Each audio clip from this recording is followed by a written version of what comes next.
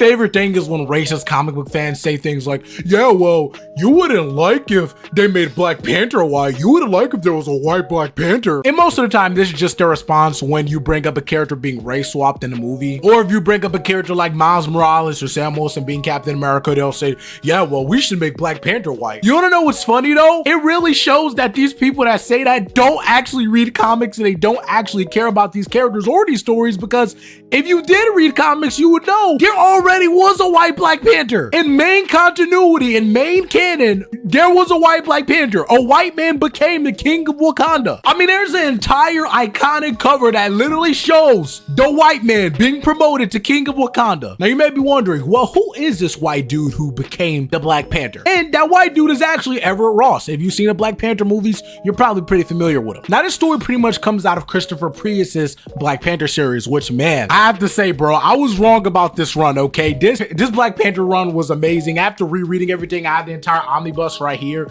I'm enjoying the heck out of it. I highly recommend you guys go read it yourself. It is such a great read. But pretty much in this series, Everett Ross and T'Challa kind of become friends. Now don't get me wrong, in the beginning of the series, Everett is kind of like a racist weirdo. He's never really met Black people before, so he just assumes a bunch of racist stereotypes about them. And he wasn't very fond of T'Challa at the beginning. However, over time, he grew to actually like and respect T'Challa and almost look up to him like as a big brother figure. It's crazy. And the same thing happened likewise with T'Challa. T'Challa started to actually respect and kind of grow a liking of Everett. So much so that in Black Panther issue 13, both T'Challa and Everett were in Wakanda because, you know, they were fighting some villains. I ain't gonna spoil it. I want y'all to go read this for yourself. But T'Challa actually had to go back to America alone. There's a bunch of tension and politics going on, and T'Challa just needed to go diffuse that tension. But the problem is that there still needed to be a region, aka a leader and king of Wakanda. And Everett was like, well, how about we get Zuri to do it? But T'Challa is like, hell no, Zuri is crazy. And if you read this series, bro, Zuri,